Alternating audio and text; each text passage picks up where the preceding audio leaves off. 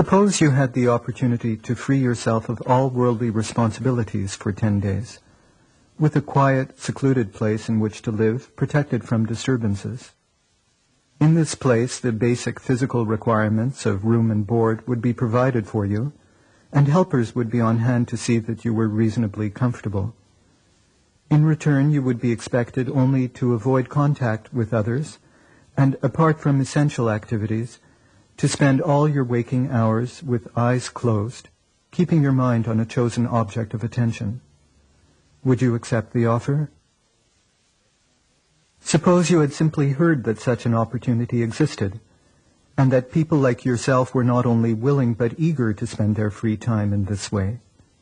How would you describe their activity? Navel-gazing, you might say, or contemplation, escapism, or spiritual retreat, self-intoxication or self-searching, introversion or introspection. Whether the connotation is negative or positive, the common impression of meditation is that it is a withdrawal from the world. Of course, there are techniques that function in this way, but meditation need not be an escape. It can also be a means to encounter the world, in order to understand it and ourselves. Every human being is conditioned to assume that the real world is outside, that the way to live life is by contact with an external reality, by seeking input, physical and mental, from without. Most of us have never considered severing outward contacts in order to see what happens inside. The idea of doing so probably sounds like choosing to spend hours staring at the test pattern on a television screen. We would rather explore the far side of the moon or the bottom of the ocean than the hidden depths within ourselves. But in fact, the universe exists for each of us only when we experience it with body and mind. It is never elsewhere, it is always here and now. By exploring the here and now of ourselves, we can explore the world. Unless we investigate the world within, we can never know reality. We will only know our beliefs about it, or our intellectual conceptions of it. By observing ourselves, however, we can come to know reality directly, and can learn to deal with it in a positive, creative way. One method of exploring the inner world is vipassana meditation, as taught by S.N. Goenka. This is a practical way to examine the reality of one's own body and mind, to uncover and solve whatever problems lie hidden there, to develop unused potential, and to channel it for one's own good and the good of others. Vipassana means insight in the ancient Pali language of India. It is the essence of the teaching of the Buddha, the actual experience of the truths of which he spoke. The Buddha himself attained that experience by the practice of meditation, and therefore meditation is what he primarily taught. His words are records of his experiences in meditation, as well as detailed instructions on how to practice in order to reach the goal he had attained, the experience of truth. This much is widely accepted, but the problem remains of how to understand and follow the instructions given by the Buddha. While his words have been preserved in texts of recognized authenticity, the interpretation of the Buddha's meditation instructions is difficult without the context of a living practice. But if a technique exists that has been maintained for unknown generations, that offers the very results described by the Buddha, and if it conforms precisely to his instructions and elucidates points in them that have long seemed obscure, then that technique is surely worth investigating. Vipassana is such a method. It is a technique extraordinary in its simplicity, its lack of all dogma, and above all, in the results it offers. Vipassana meditation is taught in courses of 10 days, open to anyone who sincerely wishes to learn the technique and who is fit to do so physically and mentally. During the 10 days, participants remain within the area of the course site, having no contact with the outside world. They refrain from reading and writing, and suspend any religious or other practices, working exactly according to the instructions given. For the entire period of the course, they follow a basic code of morality, which includes celibacy and abstention from all intoxicants. They also maintain silence among themselves for the first 9 days of the course, although they are free to discuss meditation problems with the teacher and material problems with the management. During the first 3.5 days, the participants practice an exercise of mental concentration. This is preparatory to the technique of vipassana proper, which is introduced on the 4th day of the course. Further steps within the practice are introduced each day, so that by the end of the course, the entire technique has been presented in outline. On the 10th day, silence ends, and meditators make the transition back to a more extroverted way of life. The course concludes on the morning of the 11th day. The experience of 10 days is likely to contain a number of surprises for the meditator. The first is that meditation is hard work. The popular idea that it is a kind of inactivity or relaxation is soon found to be a misconception.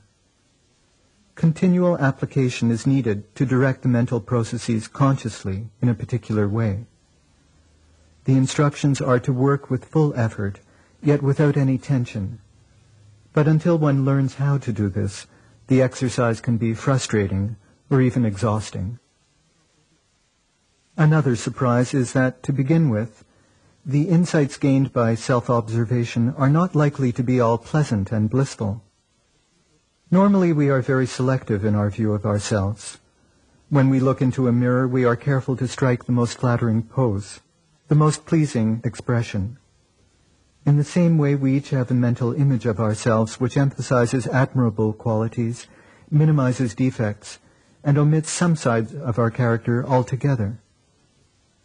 We see the image that we wish to see, not the reality.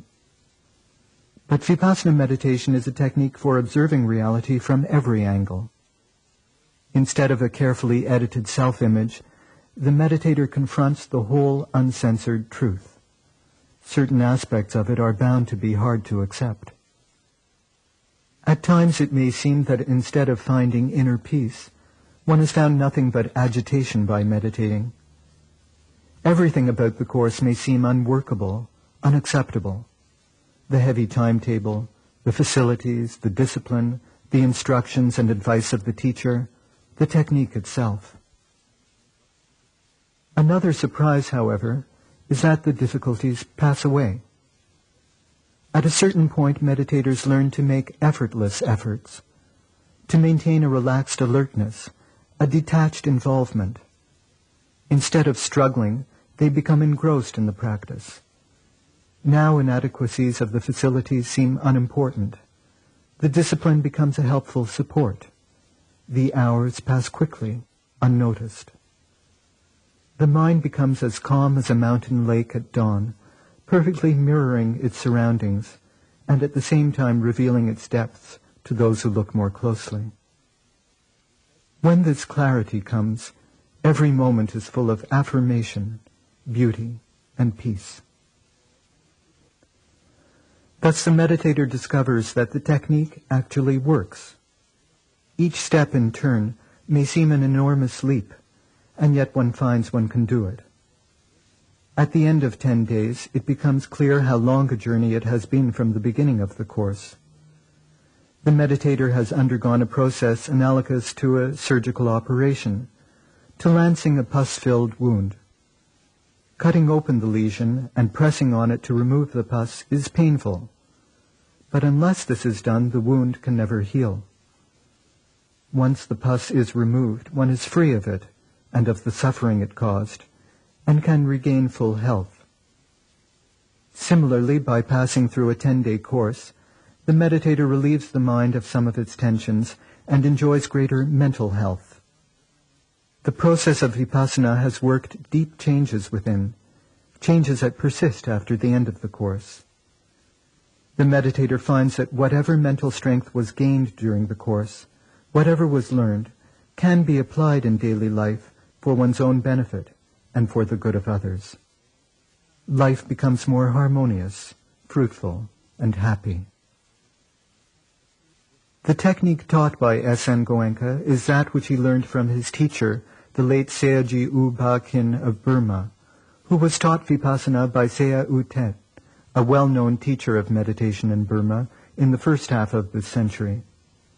In turn, Seya U Tet was a pupil of Ledi Sayadaw, a famous Burmese scholar monk of the late 19th and early 20th centuries. Further back, there is no record of the names of the teachers of this technique, but it is believed by those who practiced it that Ledi Sayadaw learned Vipassana meditation from traditional teachers who had preserved it through generations since ancient times, when the teaching of the Buddha was first introduced into Burma. Certainly the technique agrees with the instructions of the Buddha on meditation, with the simplest, most literal meaning of his words. And most important, it provides results that are good, personal, tangible, and immediate. This book is not a do-it-yourself manual for the practice of Vipassana meditation, and people who use it this way proceed entirely at their own risk. The technique should be learned only in a course where there is a proper environment to support the meditator and a properly trained guide.